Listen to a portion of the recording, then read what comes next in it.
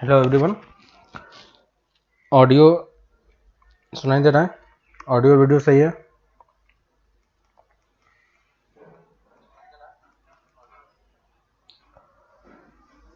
Audio video सही है?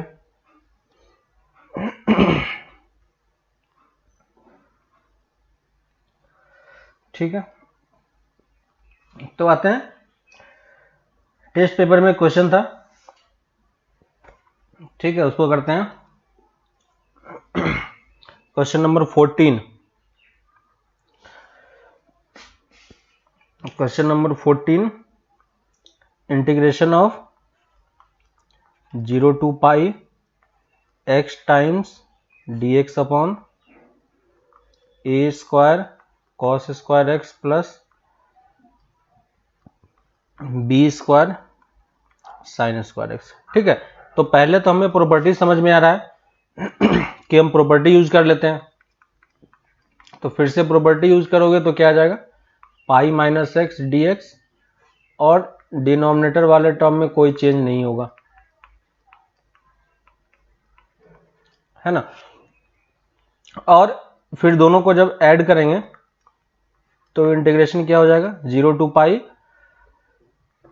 X वाला टर्म कैंसिल हो जाएगा, यहाँ पे पाई बच गया, d x upon a square cos square x plus b square sine square x. ठीक है। एक चीज हमें यहाँ पे ध्यान रखना है कि हमने ये प्रॉपर्टी यूज किया, तो इस 2 को मैं इस तरफ लेके आ जाता हूं, यहाँ पे डिवाइड कर दिया। ठीक है, इसके बाद फिर से प्रॉपर्टी हम यूज कर रहे हैं।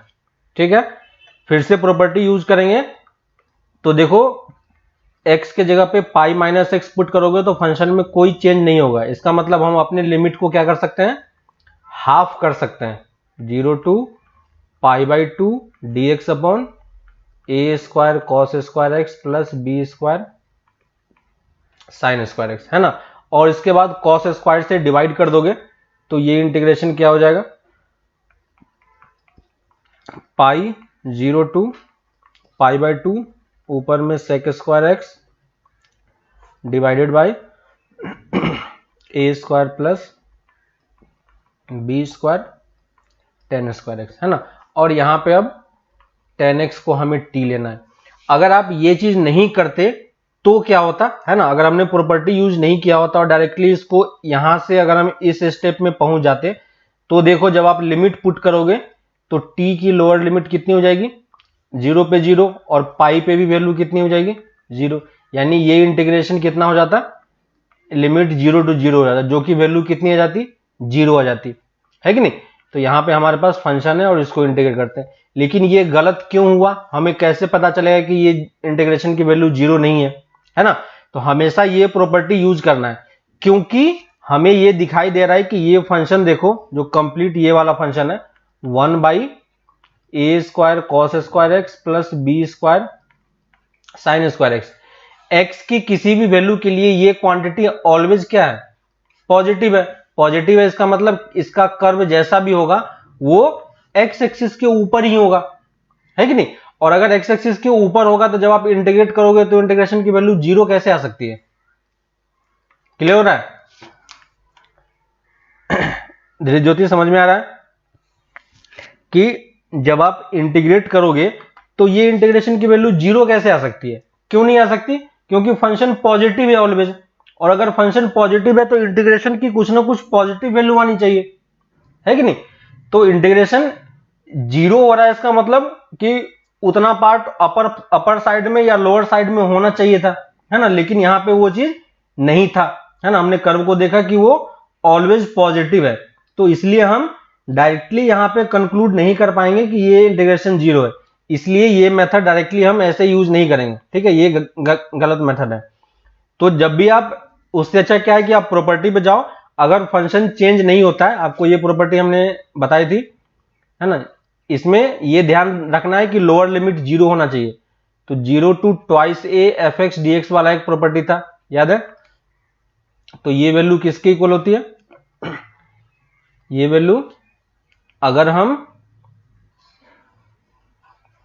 इसको मैं हटा दे रहा हूं, अगर हम इसको ये लिखेंगे, अगर हम प्रॉपर्टी यूज करते हैं F of x plus F of a minus x वाला, तो ये चीज आता है ना, या तो ये आ सकता है या फिर minus times F of twice A minus x होगा। तो अगर ये ट्वाइस एक्स माइनस होगा तो इस इंटीग्रेशन की वैल्यू 0 हो जाएगी, है कि नहीं। लेकिन अगर ये दोनों फिर से इक्वल आ जाता है तो हम इसमें लिमिट को हाफ करके, अपर लिमिट को हाफ करके 2 से मल्टीप्लाई करके भी इसको लिख सकते हैं, है कि नहीं। तो हमें ये चीज ट्राई करना है, क्लियर है। तो हमेशा ये चीज आपको ध्यान देना है कि जब भी आप प्रॉपर्टी यूज करो तो सही तरीके से यूज करो। डायरेक्टली हम आंसर 0 लिखोगे तो ये सब प्रॉब्लम होगा, है ना, क्योंकि फंक्शन पॉजिटिव था तो हम इसको डायरेक्टली आंसर 0 नहीं लिख सकते थे। क्लियर है, समझ में आ रहा है। कर्व के नेचर पे भी डिपेंड करेगा।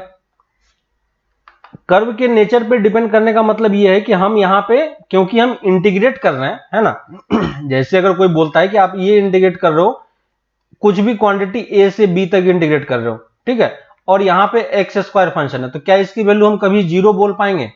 नहीं बोल पाएंगे। क्यों? क्योंकि ये फंक्शन क्या है, पॉजिटिव है। तो हमें इस कर्व का एरिया, इस कर्व का शेप हमें पता है कि ये कैसा शेप है ना। तो इंटीग्रेशन में खासकर आपको ये ध्यान रखना है कि जिस क्वांटिटी को आप इंटीग्रेट करो वो देख लो कि अगर पॉजिटिव है ना। अगर आप डायरेक्टली लिमिट इस तरीके से पुट करोगे, क्योंकि यहाँ पे लिमिट चेंज हो रहा है ना, तो लिमिट चेंज करते टाइम ये थोड़ा सा ध्यान रखना है कि जो हम लिमिट चेंज कर रहे हैं क्या वो सही कर रहे हैं कि नहीं, है ना। कर्व का नेचर भी डिसाइड करेगा। अगर कर्व हमारा ऊपर है तो इंटीग्रेशन कभी 0 नहीं हो सकता है ना। तो उसके लिए कुछ पार्ट को नेगेटिव और कुछ पार्ट को पॉजिटिव होना पड़ेगा, है ना। यहाँ पे हम एरिया की बात नहीं कर रहे हैं, क्योंकि फंक्शन हमारा पॉजिटिव है इसलिए ये चीज हमें क्या देगा, एरिया भी दे देगा, सेम ही चीज, है ना। तो इस कर्व का अगर हमें एरिया कैलकुलेट करने के लिए बोलता तो इस इंटीग्रेशन की वैल्यू जो आती वही सेम चीज इसके लिए भी वैलिड होता, क्योंकि फंक्शन पॉजिटिव है। क्लियर है ना। तो कर्व का नेचर पे भी डिपेंड करता है कि अगर कर्व आपका पॉजिटिव है तो ऑब्वियसली इंटीग्रेशन 0 नहीं होगा, है ना। डायरेक्टली हम वो चीज कंक्लूड नहीं कर पाएंगे। ठीक है, और बाकी सारा क्वेश्चन आपसे हो गया था। ठीक है, एक चीज का ध्यान रखना, इसमें कुछ लोगों ने गलती किया था। Integration 0 to π/2 √1 minus sine twice x में, क्लास में भी मैंने ये एग्जांपल करके आपको बताया था कि जब हम इसको ब्रेक करते हैं, है ना, √, ये मैंने क्लास में लिखवाया भी था, √x² की वैल्यू किसके इक्वल होती है, मॉड x के इक्वल होती है, x के इक्वल नहीं होती है। तो यहां पे जब sin x minus cos x का ये होल स्क्वायर बनेगा, है ना, तो 0 to π/2 sin x minus cos x का होल स्क्वायर जब ये बनेगा तो ये क्या हो जाएगा, root mod of sin x minus cos x, है कि नहीं। तो यहां पे हमें मॉड यूज करना है, यानी 0 से π/2 के बीच में दोनों कर्व में हमें देखना होगा कि कौन बड़ा है कौन छोटा है, क्योंकि दोनों का डिफरेंस हो रहा है। अगर प्लस होता तो कोई प्रॉब्लम नहीं था, लेकिन क्योंकि डिफरेंस हो रहा है तो डिफरेंस में आपको ये ध्यान रखना पड़ेगा कि कौन सा कर्व ऊपर है और कौन सा कर्व नीचे है। ठीक है, तो ये π/2 तक है, यानी 0 से π/4 के बीच में cos x बड़ा होता है कि नहीं। तो यहां पे जब इसको आप ब्रेक करोगे तो 0 to π/4 यहां पे cos x minus sin x लिखना होगा, क्योंकि cos x minus sin x term क्या होगा, पॉजिटिव होगा। हमें याद है कि मॉड को हम डायरेक्टली इंटीग्रेट भी नहीं कर सकते और डिफरेंशिएट भी नहीं कर सकते हैं, है ना, इसलिए हमें मॉड को ब्रेक करना पड़ेगा। और मॉड को ब्रेक करने के लिए अंदर की चीज को हमें पॉजिटिव बनाना है। तो 0 से π/4 के बीच में cos x पॉजिटिव है तो cos x minus sin x लिखना होगा, और π/4 से π/2 के बीच में क्या होगा, sin x minus cos x होगा, है ना। तो इसको जब आप इंटीग्रेट करोगे तो टर्म निकल के आएगा, है ना। आपको ये चीज दिखाई दे रहा है कि ये एरिया 0 नहीं होना चाहिए। sin x minus cos x जब आप प्लॉट करोगे तो ये एक्स एक्सिस के ऊपर ही आएगा, तो एरिया 0 कैसे हो, ये इंटीग्रेशन 0 कैसे होगा, है ना। तो आपने मॉड यूज नहीं किया था इसलिए सारा कुछ गलत हो गया। तो मॉड से जब भी आप कोई टर्म बाहर निकालो, सॉरी स्क्वायर रूट से जब भी आप कोई टर्म बाहर निकालो तो वो मॉड के साथ ही बाहर आता है। ठीक है, तो लास्ट क्लास में हमने एरिया बिटवीन द कर्व किया था, है ना। एरिया बिटवीन द कर्व में आपको ये चीज ध्यान रखना है कि जब भी हम अपर कर्व माइनस लोअर कर्व करते हैं, तो वहां पे हम कर्व का ये ध्यान नहीं रखते हैं कि वो कर्व एक्स एक्सिस के नीचे है या ऊपर है, ठीक है ना। लास्ट क्लास में हमने 2 एग्जाम्पल किए थे, याद होगा। एक इस टाइप का कर्व था, याद होगा। हमें यहां से लेके पॉइंट्स मुझे याद नहीं है, ये वाला एरिया हमें कैलकुलेट करना था, ठीक है, ये वाला और ये एरिया कैलकुलेट करना था, ठीक है। और दूसरा एक एग्जाम्पल लिया था हमने जिसमें ऐसा कुछ एक कर्व था और एक लाइन इस तरीके से पास कर रही थी, है ना। तो हमें ये एरिया कैलकुलेट करना था। यहां पे जब हमने किया था तो अगर हम इस कर्व को fx मान रहे हैं और लोअर कर्व को gx मान रहे हैं, तो यहां पे हम डायरेक्टली क्या कर रहे थे, a to b fx minus gx कर रहे थे, ठीक है। यहां पे ध्यान दो कि इतना पार्ट x एक्सिस के नीचे है, ठीक है। तो अगर x एक्सिस के नीचे है तो ये एरिया नेगेटिव होना चाहिए था, लेकिन हमने वहां पे ये कंसीडर क्यों नहीं किया, जबकि इस वाले पार्ट में जब हम कर रहे थे तो यहां पे हमने इसको 3 अलग अलग पार्ट में ब्रेक करके आंसर निकाला था, ठीक है। लास्ट वाले एग्जांपल में देखना प्रीवियस लेक्चर में कि हमने ये किया था। तो यहां पे ये 3 इसका पॉजिटिव पार्ट लिया था, सेकेंड वाले का हमने मॉड लिया था और थर्ड वाले को हमने ऐड किया था। तो जब हम इसका एरिया कैलकुलेट किए थे तो हमने इस तरीके से लिखा था, है ना, मॉड 2 + 3। जबकि इस वाले का जब हमने एरिया कैलकुलेट किया तो यहां पे हमने डायरेक्टली ये लिखा था।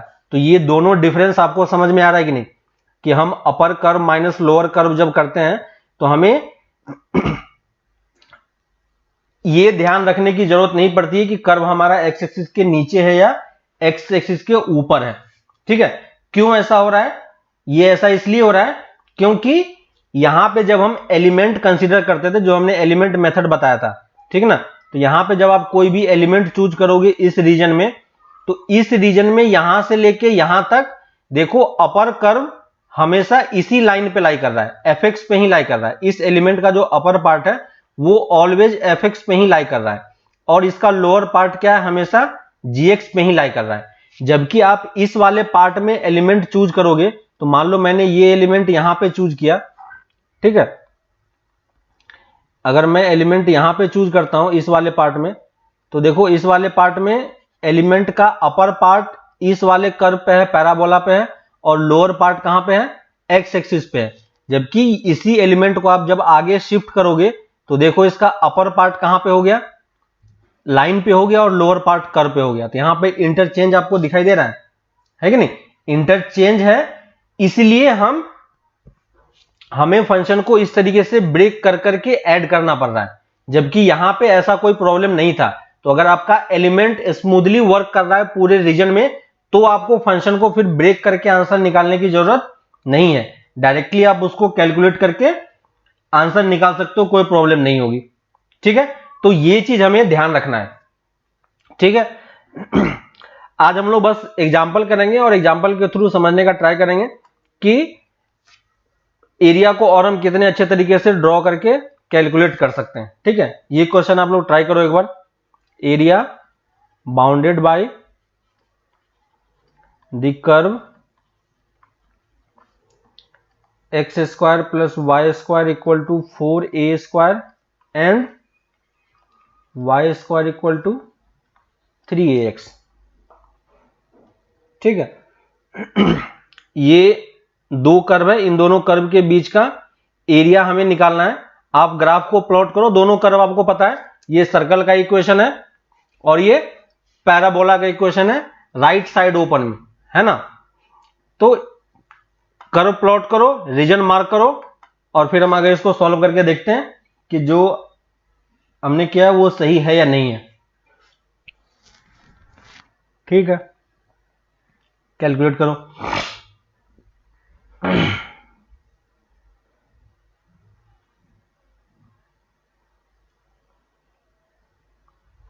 ठीक है, ग्राफ ड्रॉ करो।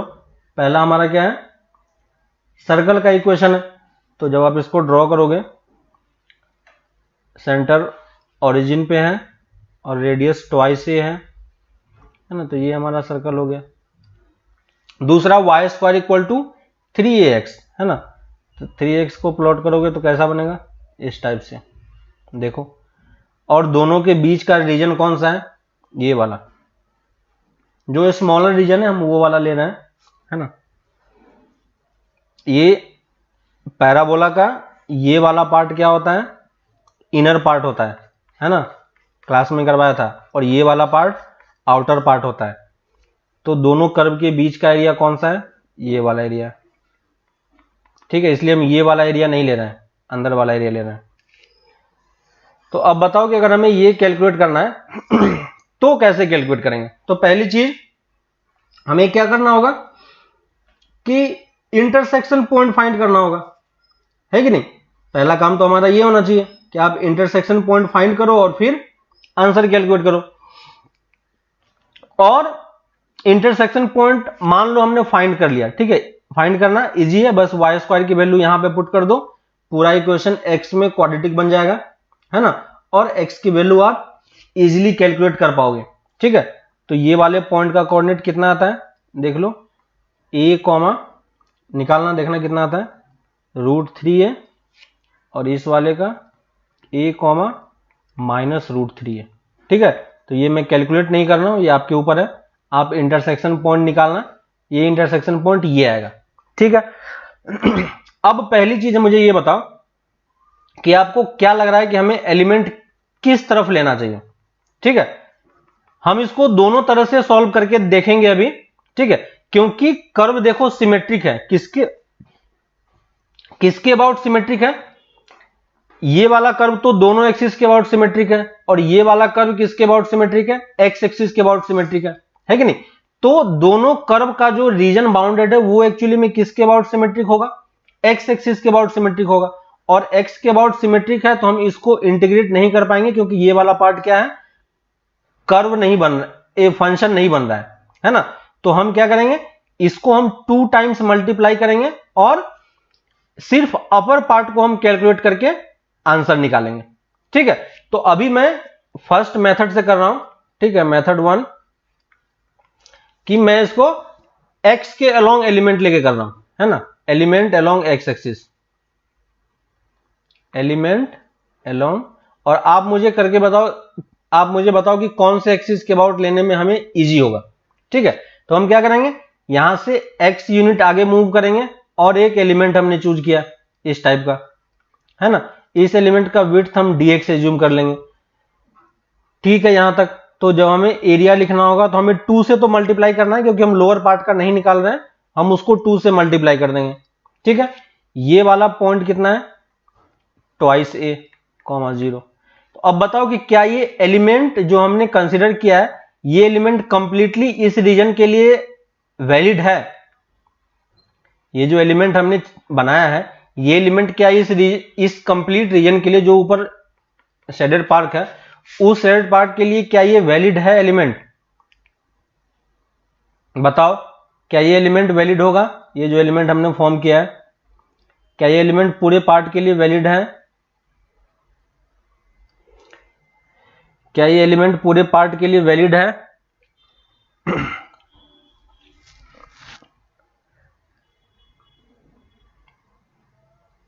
ज्योति, सुकृति, शबनम, नहीं होगा, ओके, समझ में आ रहा है कि नहीं होगा। कहां तक ये वैलिड होगा, सिर्फ इस पॉइंट तक वैलिड होगा, मतलब हमें इसको 2 पार्ट में ब्रेक करना है। तो ये चीज तो हमें समझ में आ गया, तो 2 से मल्टीप्लाई करेंगे, इजी है, 0 to a plus a to twice a, है ना। विड्थ हमें dx पता है, हाइट हमें निकालना है, दोनों रीजन अलग अलग पार्ट में, तो इस रीजन का हाइट इस कर्व से निकलेगा, तो ये कितना हो जाएगा, √3ax। और इस वाले के लिए हाइट हमें यहां पे एलिमेंट चूज करना होगा, क्योंकि हम x एक्सिस से ही डिस्टेंस ले रहे हैं, तो डायरेक्टली सर्कल से हम y निकाल सकते हैं, 4a² - x², यहां से आप कैलकुलेट कर सकते हो। तो ये इंटीग्रेशन की वैल्यू जो होगी वो करेक्ट है, ठीक है, क्योंकि हमने 2 अलग अलग पार्ट में एलिमेंट लिया है, एक एलिमेंट से हम काम नहीं कर पा रहे थे। दूसरा मेथड, हम इसको y के अलोंग चेक करके देखते हैं, method 2, element along y axis. अब अगर हम y एक्सिस के अलोंग एलिमेंट लेंगे तो देखो कैसा हो रहा है, ठीक है। फिर से मैं ड्रॉ करता हूं, ये सर्कल है और ये रीजन बाउंडेड है हमारा, ठीक है। दोनों पॉइंट का कोऑर्डिनेट हमें बताएं। अब हम क्या करेंगे, हमें ये रीजन एक्चुअली में निकालना है, तो हम y के अलोंग जाएंगे और ये dy का एक एलिमेंट चूज किया, ठीक है। अब ये बताओ कि क्या ये एलिमेंट कंप्लीट रीजन के लिए वैलिड है, क्या ये एलिमेंट कंप्लीट रीजन के लिए वैलिड है, हो जाएगा, है ना। यहां पे एक ही एलिमेंट से हमारा काम चल जा रहा है, ठीक है ना, क्योंकि आप अगर इसको हमेशा देखो, इसका एक पार्ट इस वाले कर्व पे है और एक पार्ट इस वाले कर्व पे है, और इस एलिमेंट को आप कहीं भी ऊपर नीचे शिफ्ट करो, कहीं भी ये चीज आपस में इंटरचेंज नहीं हो रहा है, हमेशा अपर पार्ट सर्कल पे है और ये वाला पार्ट कर्व पे है, तो एक ही एलिमेंट से हमारा काम चल जाएगा। तो हम इसको dy करेंगे। अब हम y के अलोंग एलिमेंट इंटीग्रेट कर रहे हैं, तो हमें कहां से कहां तक इंटीग्रेट करना पड़ेगा, ये वाला पार्ट, और इस वाले पार्ट का पॉइंट्स कहां से कहां तक है, -√3a टू +√3a, ठीक है। वैल्यूज कैलकुलेट कर लेना y कोऑर्डिनेट का, ठीक है। ये कंप्लीट होगा शायद, √3a कंप्लीट में आएगा, ठीक है। तो y की वैल्यू √3a और ये -√3a से +√3a तक इंटीग्रेट होगा।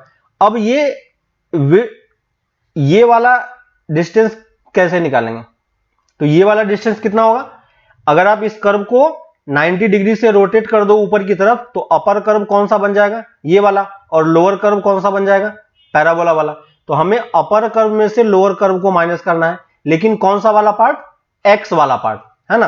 तो सर्कल से एक्स वाला पार्ट कितना होगा, तो एक्स की वैल्यू हम निकाल सकते हैं 4a² - y² रूट ओवर, और पैराबोला के लिए एक्स वाला पार्ट क्या होगा, y² थ्राइस a, है ना। दोनों को माइनस करो, यहां पे लिखो, अपर पार्ट कौन सा हो जाएगा, root over 4a² - y² -y²/3a, ठीक है। सिंपली एक एलिमेंट से हमारा यहां पे काम चल जा रहा है। दोनों में से जो इंटीग्रेशन आपको इजी लगे उस मेथड से आप प्रोसीड करके आंसर निकाल सकते हो, ठीक है। तो दोनों मेथड यहां पे सही है, कोई प्रॉब्लम नहीं है दोनों मेथड में। डिपेंड करता है कि आपको कौन सा मेथड इजी लग रहा है, और एग्जाम के टाइम पे आप कौन सा मेथड आपको स्ट्राइक करता है कि किस मेथड से जाने से हमारा क्वेश्चन जल्दी सॉल्व हो जाएगा, ठीक है। एक और क्वेश्चन सेम टाइप का, area bounded by the curve y² = 4a × x + a and y² = 4b × b - x। दोनों को प्लॉट करो, रीजन बताओ कैसा रीजन आने वाला है, और एलिमेंट हमें कैसे चूज करेंगे और कहां पे कैलकुलेट करना होगा, ठीक है। मेन इंपॉर्टेंट चीज है कि आप ग्राफ सही से प्लॉट कर पाते हो कि नहीं, ठीक है। और अभी तक आपको जितने भी कर्व दिए गए हैं वो सब कर्व हम ऑलरेडी पढ़ चुके हैं, तो इन सब पार्ट में तो कोई प्रॉब्लम नहीं होना चाहिए कि कर्व प्लॉट नहीं हो रहा है, ठीक है। रीजन बाउंड करना है, बाकी और भी डिफरेंट टाइप के जो कर्व होते हैं वो सब कर्व हम लोग नेक्स्ट लेक्चर से स्टार्ट करेंगे। जब हम लोग ट्रेसिंग ऑफ कर्व पढ़ेंगे, तो उसमें हम लोग डिफरेंट टाइप्स का कोई भी जनरल कर्व दिया होगा, तो उसको हम एक आइडिया लगाने का ट्राई करेंगे कि कैसे हम इसका कर्व प्लॉट करके इसका हम नेचर शो कर सकते हैं। कि एग्जैक्टली हम कर्व को प्लॉट नहीं कर पाएंगे, लेकिन एटलीस्ट हम एक ओवरऑल आइडिया आप लगा पाओगे कि इसका कर्व इस शेप का है। जैसे sin x का कर्व हमें पता होता है कि इस टाइप का होता है, तो हम उस चीज को वेरीफाई करने का ट्राई करेंगे क्या एक्चुअली में यही शेप है या कुछ और भी पॉसिबिलिटी थी, है ना। तो वो सब हम लोग ट्रेसिंग ऑफ कर्व में देखेंगे कि डिफरेंट टाइप का कैसे निकालते हैं। इसमें कर्व प्लॉट करो, ठीक है। तो यहां पे जब आप कर्व प्लॉट करोगे तो कैसा रीजन आएगा, एक right hand side opening parabola है और एक left hand side opening parabola है, ठीक है। दोनों का वर्टिसेस अलग अलग पॉइंट पे है, तो इसका वर्टिसेस कहां पे होगा, -a,0 पे, है ना। तो एक इस टाइप का पैराबोला होगा, है ना, और इस वाले का कोऑर्डिनेट कहां पे होगा, b,0 पे, ठीक है। ये -a,0 है और ये b,0 है, लेकिन ये लेफ्ट हैंड साइड पे ओपनिंग होगा, ठीक है। ये आप खुद से डिसाइड करो कि कर्व कहां पे कट करेगा और क्या होगा, ठीक है, यानी कोई इंटरसेक्शन पॉइंट को इस तरफ भी प्लॉट कर सकता है, कोई इस तरफ भी प्लॉट कर सकता है। तो एग्जैक्टली हमें पता कैसे चलेगा कि किस तरफ है? तो सिंपली इन दोनों कर्व को सॉल्व करके एक्स की वैल्यू आप कैलकुलेट करो और देखो कि वो पॉजिटिव साइड है या नेगेटिव साइड है ना। तो क्योंकि आप इसको सॉल्व करोगे तो एक्स की एक ही वैल्यू आएगी, है कि नहीं? एक्स की एक ही वैल्यू आएगी, इसका मतलब ये कर्व क्या है? सिमेट्रिक है कि नहीं? यानी एक्स की एक ही वैल्यू मिलेगी, वाई की बस डिफरेंट वैल्यू मिलेगी, है ना। तो हमें ये रीजन निकालना है, इस रीजन का एरिया। क्या करेंगे?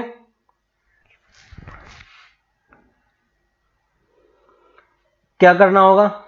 किस तरफ एलिमेंट लेंगे, है ना।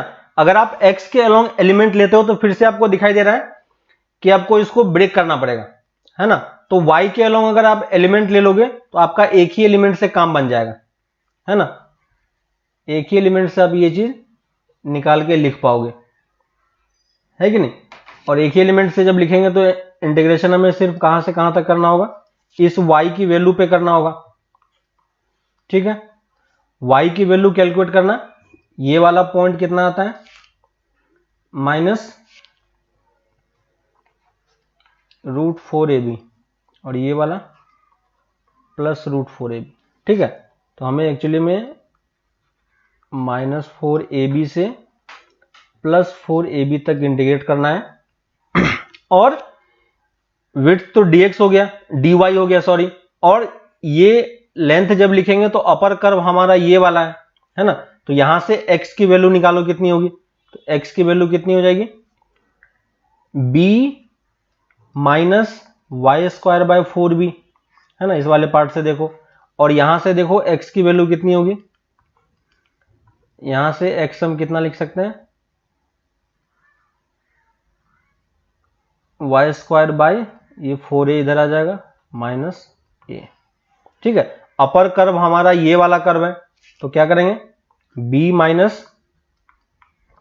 -y²/4b minus times y²/4a -a, ठीक है। ये हमारा ये कंप्लीट विड्थ हो गया और हाइट इसमें हम dy के अलोंग कर रहे हैं, ठीक है। तो ये सिंपल आपका एरिया है,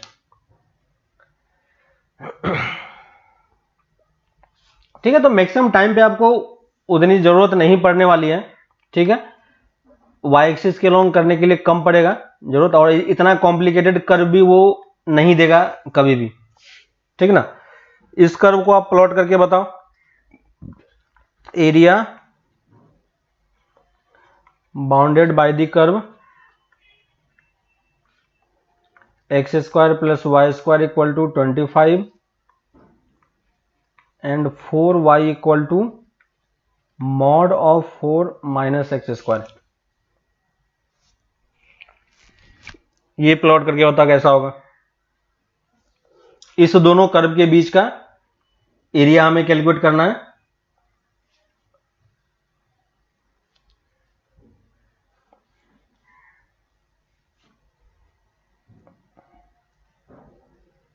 निकालो क्या होगा।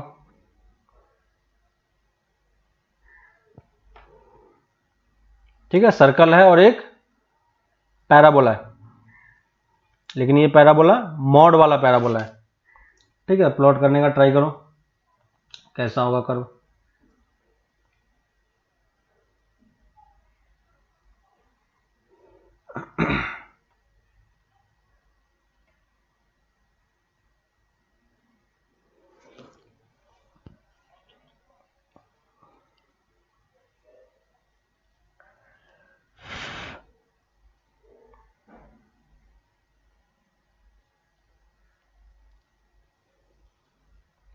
ठीक है, सर्कल है एक, तो पहले हम सर्कल ड्रॉ करेंगे। तो ये हमारा सर्कल हो गया, x² + y² = 25।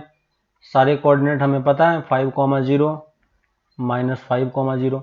ये क्या है? अगर हम मॉड को अभी हटा देते हैं, ठीक है, मॉड को अगर आप हटा दोगे तो ये कर्व एक्चुअली में क्या है? देखो y = x² - 4 टाइप का है कि नहीं, और 4y = x² - 4 टाइप का है कि नहीं। बस इसी वाले कर्व में उसने मॉड लिया है, ठीक है।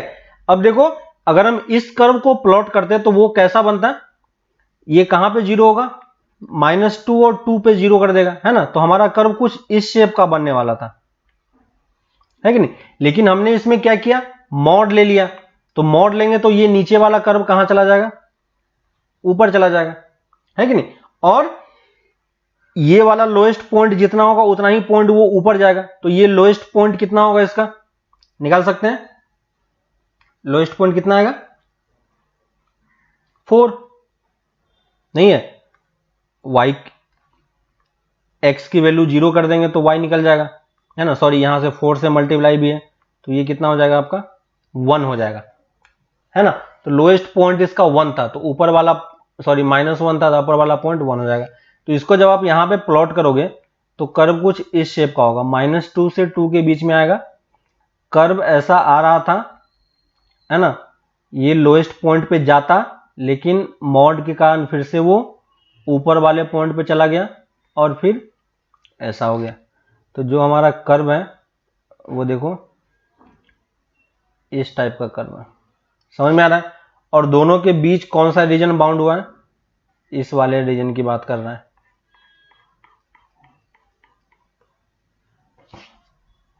क्लियर।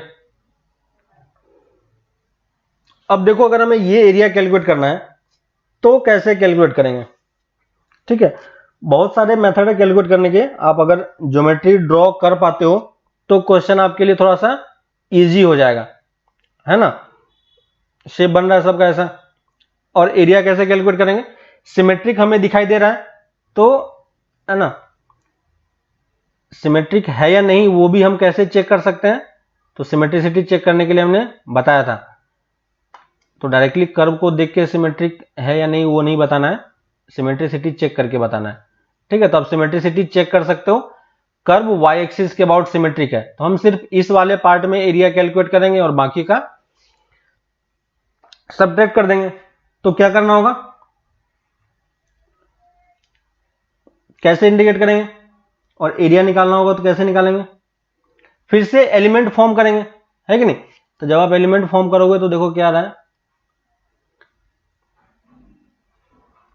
इस टाइप का हमने एलिमेंट लिया, ठीक है। ये कर्व जो है, ये वाला जो कर्व है, ये पैराबोला वाला, ये वाला इक्वेशन एक्चुअली में क्या है, 1/4 मॉड ऑफ x स्क्वायर -4 है, ठीक है। ये सिंपल पैराबोला नहीं है, ये मॉड का इक्वेशन है और ये सर्कल का इक्वेशन है। तो देखो, इस एलिमेंट का अपर पार्ट हमेशा सर्कल पे लाई कर रहा है और लोअर पार्ट इस वाले कर्व पे लाई कर रहा है, ठीक है। पैराबोला पे लाई नहीं कर रहा, ये पैराबोला अब नहीं रहा, है कि नहीं। तो ये इस वाले कर्व पे लाई कर रहा है। अब इसको आप कहीं भी शिफ्ट करो, देखो हमेशा ये चीज वैलिड होगा कि नहीं, है ना। तो ये एलिमेंट हमारा क्या कर सकता है, काम कर सकता है। तो इसी एलिमेंट को बस हमें इंटीग्रेट करना है। तो 2 टाइम्स मल्टीप्लाई कर देंगे इस तरफ के लिए भी। इंटीग्रेट हमें कहां से कहां तक करना है, 0 से लेके 5 तक करना होगा, है कि नहीं। 0 से लेके 5 तक करना होगा, सॉरी 5 तक नहीं, इसी पॉइंट तक जाएंगे, क्योंकि 5 तक करेंगे तो ये बाहर चला जाएगा। तो हमें एक्चुअली में इंटरसेक्शन पॉइंट भी निकालना होगा, है ना। ये वाला पॉइंट देखो, तो इंटरसेक्शन पॉइंट निकाल सकते हैं इस पैराबोला का इस सर्कल के साथ इंटरसेक्शन, ठीक है। तो सिंपली इसको इस कर्व में पुट करके x की वैल्यू निकाल लो। तो x की वैल्यू कितनी आएगी चेक करना, 4 और -4 आता होगा शायद, ठीक है। 4 और -4 आता है, ठीक है। अब देखो कि इंटीग्रेट हमें कहां से कहां तक करना पड़ेगा, 0 से 4 तक। एलिमेंट हमने फॉर्म कर लिया है, एलिमेंट हमारा वैलिड है, बस हमें इंटीग्रेट करना है। तो विड्थ इसका dx हो गया। हाइट कितनी लिखेंगे, तो हाइट देखो, अपर वाला कर्व कौन सा है, सर्कल वाले का y कोऑर्डिनेट।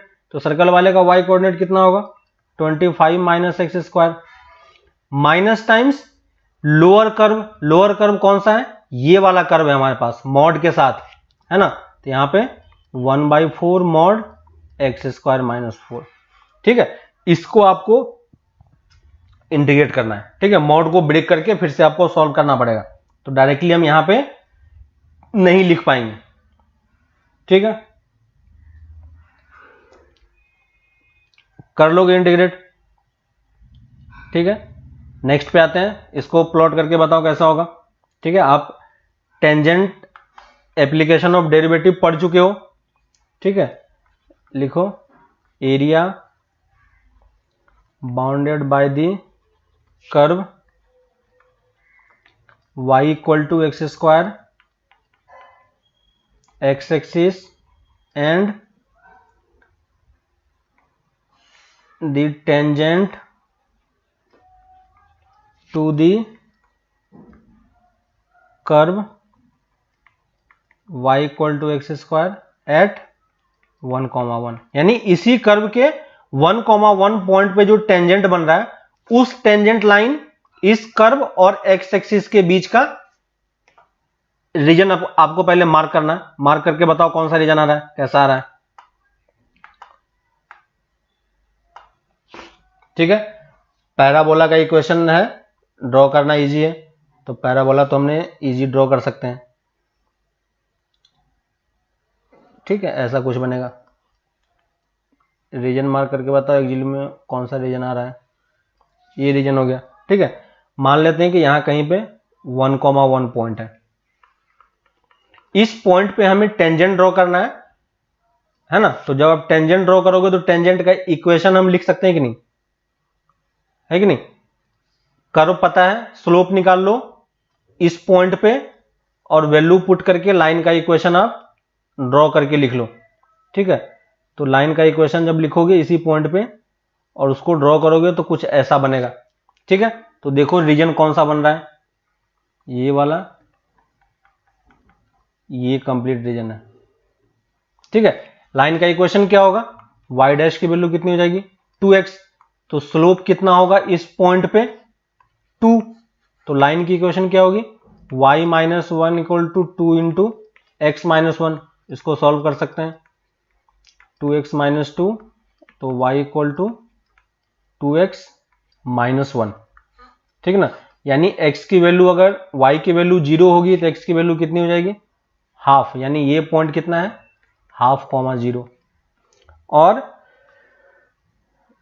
बाकी सारा पॉइंट तो हमें, ये वाला पॉइंट तो पता ही है। ठीक है, ये जो रीजन आपको दिख रहा है इस रीजन का एरिया निकालना है। निकाल पाएंगे अगर आप x के अलोंग एलिमेंट लेते हो, है ना। तो x के अलोंग एलिमेंट लेने पे हमें इसे क्या करना होगा, ब्रेक करना होगा। कहां पे ब्रेक करेंगे, इस वाले पॉइंट पे ब्रेक करना होगा, है ना। इसको मैं थोड़ा सा और बड़ा करके बनाता हूं तो आपको इजीली विजिबल होगा। ये जो रीजन है हमारा, ठीक है, ये ऐसा कुछ बन रहा है। तो ये रीजन, ये वाला पॉइंट 1,1 है। तो इस रीजन का एरिया निकालना है तो हमें पहले कहां से कहां तक निकालना पड़ेगा, इस पॉइंट से 0 से लेके हाफ तक निकालना होगा। क्यों, क्योंकि अगर आप एलिमेंट फॉर्म करते हो तो एलिमेंट का अपर वाला पार्ट तो कर्व पे लाई कर रहा है, पैराबोला पे लाई कर रहा है, लेकिन लोअर पार्ट चेंज हो जा रहा है। यहां से यहां तक एक्स एक्सिस पे है और इसके बाद ये लाइन पे जा रहा है, तो इसलिए हमें यहां पे थोड़ा सा ध्यान रखना होगा। ठीक है, ये चीज आप कर सकते हो। दूसरा एक मेथड भी है कि देखो कि अगर आप इसी चीज को और सिंप्लीफाई करना चाहो तो अगर ये क्वेश्चन एग्जाम में आएगा तो हम इस तरीके से एलिमेंट लेकर सॉल्व नहीं करेंगे। ठीक ना, क्या करना होगा, कौन सा मेथड हमारे लिए इजी रहेगा।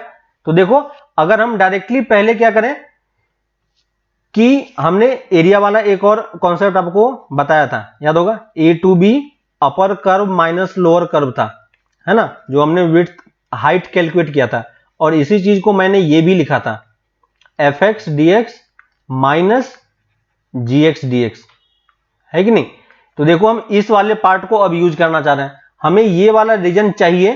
तो इस वाले रीजन को निकालने के लिए हम पहले 0 से 1 तक पैराबोला को इंटीग्रेट कर लेंगे। तो अगर पैराबोला को आप इंटीग्रेट करोगे तो ये कंप्लीट एरिया आपको मिल जाएगा यहां से यहां तक, और उसमें से हम ये ट्रायंगल वाला एरिया माइनस कर देंगे, है ना। तो वो मेथड हमारे लिए ज्यादा हेल्पफुल रहेगा और इजी भी होगा। ठीक है, तो जब आप क्वेश्चन करो तो देखो कि अगर किसी, क्योंकि ट्रायंगल का एरिया निकालना यहां पे क्या है, इजी है ना। ये लेंथ कितना है, हाफ है, और हाइट कितनी है, 1 है ना। तो अगर हम सिंपली 0 से लेके 1 तक पैराबोला को इंटीग्रेट कर लें, y equal to x square d x था, ठीक है, और इसमें से माइनस कर दें एरिया ऑफ ट्रायंगल, ये वाला जो ट्रायंगल बन रहा है ना, डायरेक्टली हमारा आंसर आ जाएगा। तो ये चीज आप जल्दी कैलकुलेट करके निकाल सकते हो, ठीक है ना, ये चीज आपके लिए इजी होगा। क्लियर है? तो इस तरीके से आप क्वेश्चन ये सब जब करोगे तो आपको और बेटर तरीके से क्लियर होगा कि कैसे हम एरिया निकालने के लिए हमें और क्या क्या मेथड यूज करना पड़ सकता है कि हम उसको इजीली कैलकुलेट कर सकें, ठीक है ना। हमारा काम एरिया कैलकुलेट करके बताना है, मेनली जेई के पर्पज से। बोर्ड के लिए अगर करना होगा तो हमें पूरा लिख के बताना होगा, ठीक है। एक और एग्जांपल करते हैं, area between the curve y equal to 2x की power 4 minus x square, the x axis and ordinates of the two minima of the curve, ठीक है। क्वेश्चन आपको क्लियर हो रहा है?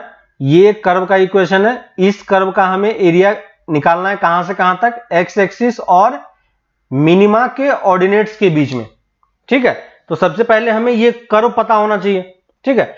तो एग्जैक्टली ये कर्व कैसा होगा उस पे हम नहीं जाएंगे, लेकिन एटलीस्ट हम इस कर्व का नेचर देख के बता सकते हैं कि इसका मिनिमा मैक्सिमा कहां आने वाला है, क्योंकि ये मिनिमा की बात बोल रहा है तो इस कर्व का हमें मिनिमा तो एटलीस्ट हम निकाल ही सकते हैं, ठीक है। लेकिन उससे पहले कर्व को एक बार हम ट्रेस करने का ट्राई करते हैं, ठीक है। ऑलरेडी जितना कुछ हम लोग पढ़ चुके हैं उसी टूल्स को यूज करके हम कर्व को एक बार ट्रेस करने का ट्राई करते हैं कि इसका शेप कैसा होने वाला है। और यही सब टेक्निक हम लोग जब नेक्स्ट चैप्टर करेंगे ट्रेसिंग ऑफ कर्व, तो वहां पे हम इसी को और डिटेल में डिस्कस करेंगे। देखो x की वैल्यू अगर हम इंफिनिटी पुट करते हैं, अगर x टेंडिंग टू इंफिनिटी होगा तो y किसको जाएगा, इंफिनिटी को जाएगा, यानी इंफिनिटी पे कर्व यहां पे कहीं पे होने वाला है कि नहीं।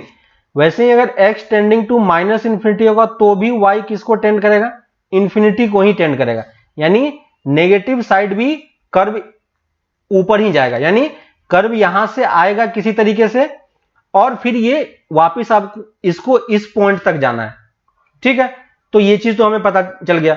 उसके बाद देखो एक्स एक्सिस को ये कट करेगा या नहीं करेगा, ये चीज हम इजीली कैलकुलेट कर सकते हैं। तो सिंपली आप क्या करोगे, एक्स की वैल्यू को अगर ये वाई की वैल्यू को 0 करोगे तो यहां पे हमारे पास एक इक्वेशन फॉर्म होगा इक्वल टू 0, और यहां से जब एक्स की वैल्यू कैलकुलेट करोगे तो कौन कौन सी वैल्यू आएगी, इजी है, निकाल सकते हो। यानी ये 3 पॉइंट पे कट कर रहा है, किस किस पॉइंट पे, -1/√2 पे, +1/√2 पे और 0 पे। यानी ये कर्व यहां से आके इस 3 पॉइंट को कट करके फिर से इसे इधर जाना है, ठीक है। अब आपको समझ में आ रहा होगा कि एक ही पॉसिबिलिटी है कि ये यहां से आएगा इस तरीके से ऐसे कट करेगा, तो एक बार अगर इसको कट कर दिया तो फिर तो इसको वापस 0 तक तो जाना ही पड़ेगा ना, है ना। तो ये ऐसे हो सकता है, अगर ये इसको कट कर जाता है, ठीक है, कट करके उसके बाद इसको नेक्स्ट पॉइंट पे भी कट करना है, तो यहां से कट करेगा तो ये नीचे की तरफ इसको फिर जाना पड़ेगा, जो कि पॉसिबिलिटी नहीं है। क्लियर हो रहा है, क्योंकि इसको फाइनली कहां जाना है, इस तरफ जाना है, यानी ये 0 को कट नहीं कर सकता है, ठीक है। अब ये चीज हम और अच्छे तरीके से कैसे कैलकुलेट कर सकते हैं, तो हम इस कर्व का मैक्सिमा मिनिमा भी कैलकुलेट करके देख ले कि कहां पे मैक्सिमा मिनिमा कैलकुलेट हो रहा है, ठीक है। तो हमें क्या करना होगा, dy/dx इक्वल टू 0 अप्लाई करना होगा, है ना। और dy/dx अगर 0 अप्लाई करोगे तो x की वैल्यू कितनी आएगी, +-1/√2, ठीक है। इसी पॉइंट पे हमें क्या मिलने वाला है, सॉरी +-1/2 आएगा, चेक करना, है ना। तो यानी इसी पॉइंट पे उसे मैक्सिमा और मिनिमा मिलने वाला है, ठीक है ना। तो मैक्सिमा और मिनिमा कहां पे होगा, तो ये इस पॉइंट को मैं थोड़ा सा साइड में ले लेता हूं और, ठीक है, नहीं तो कंजेस्टेड हो जाएगा। ये -1/√2 है, ठीक है। ये पॉइंट कितना होगा, 1/√2 + 1/√2 और ये 1/√2, ठीक है। तो ये चीज आपको क्लियर हो रहा है। अब आप अगर कर्व प्लॉट करोगे इसका मतलब हमें ये दिखाई दे रहा है कि इसे इस पॉइंट पे मिनिमा होने वाला है, ठीक है। डबल डेरिवेटिव अगर आप चेक करोगे 0 पे, ठीक है ना, 0 पे अगर आप डबल डेरिवेटिव चेक करोगे एक और पॉइंट हमें मिलने वाला है, 0 भी मिलने वाला है। ठीक है,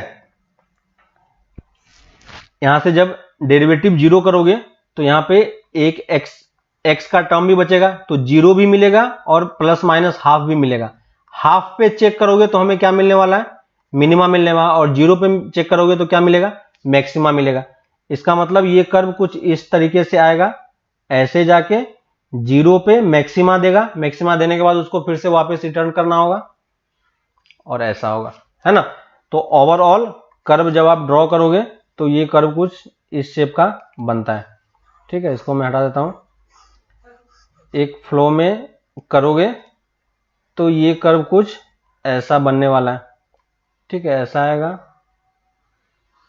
ऐसा कुछ कर्व फॉर्म होगा आपका।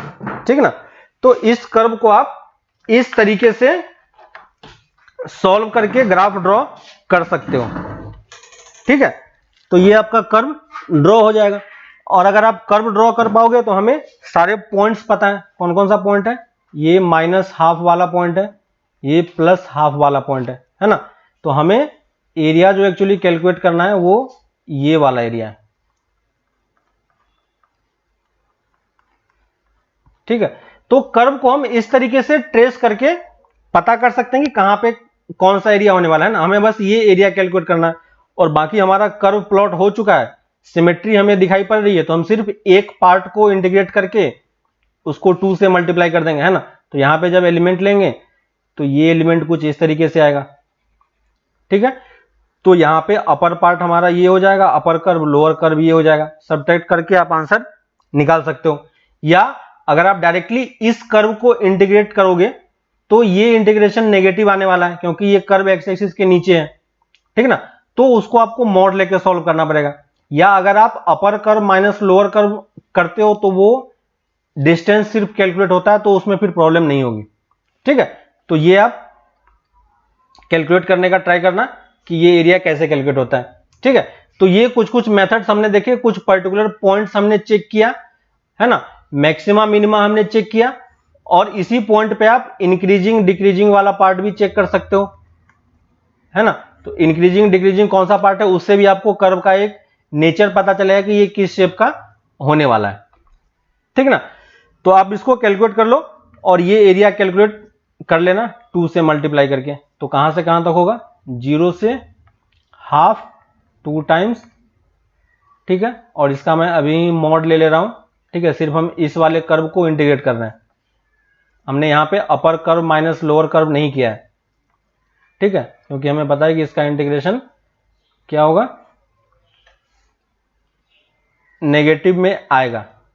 ठीक है, अगर आप अपर कर्व माइनस लोअर कर्व करोगे तो अपर कर्व के यहां पे क्या है, x इक्वल टू 0, तो 0 में से इसको माइनस करना होगा, है ना। तो वो ऑटोमेटिकली एडजस्ट हो सकता है, लेकिन हमें यहां पे ऑलरेडी दिखाई दे रहा है, तो हम सिंपली इस कर्व को इंटीग्रेट करके उसका हम मॉड ले लेंगे, है ना। तो ये 2 टाइम से सॉल्व हो जाएगा। ठीक है, तो ये सब क्वेश्चन आप ट्राई करो। ठीक है, शीट भी आपके पास होगा ही, तो उसमें भी आप कुछ कुछ क्वेश्चंस देख सकते हो जो बोर्ड लेवल वाले क्वेश्चंस हैं, वो देखो। फिर नेक्स्ट क्लास में हम लोग ट्रेसिंग ऑफ कर्व स्टार्ट करेंगे, तो वहां पे आपको ये चीज अच्छे तरीके से क्लियर होगा, है ना, कि हम कैसे किसी भी अननोन टाइप के फंक्शन को या कर्व को हम कैसे ट्रेस कर पाते हैं कि उसका नेचर किस शेप का होने वाला है ना। तो वो हम लोग फिर नेक्स्ट क्लास में उसको डिस्कस करेंगे। ठीक है, तो अभी आप लोग ये करो, एक शीट आपको मिल जाएगा, तो उस शीट के क्वेश्चंस आप लोग ट्राई करना। ठीक है, प्रैक्टिस शीट है ऐसे ही, तो वो क्वेश्चन ट्राई करना, और बाकी जो आपको मटेरियल वाला शीट मिला हुआ है उस शीट के आप क्वेश्चंस ट्राई कर सकते हो। ठीक है, तो नेक्स्ट क्लास में हम लोग ट्रेसिंग ऑफ कर्व स्टार्ट करेंगे। ठीक है, तो वहां पे हम लोग कर्व को और अच्छे तरीके से समझ पाएंगे कि उसका नेचर कैसे कैसे हम डिसाइड कर पाते हैं। ठीक है, तो फिर हम लोग नेक्स्ट क्लास में मिलते हैं। ठीक है, चलो बाय।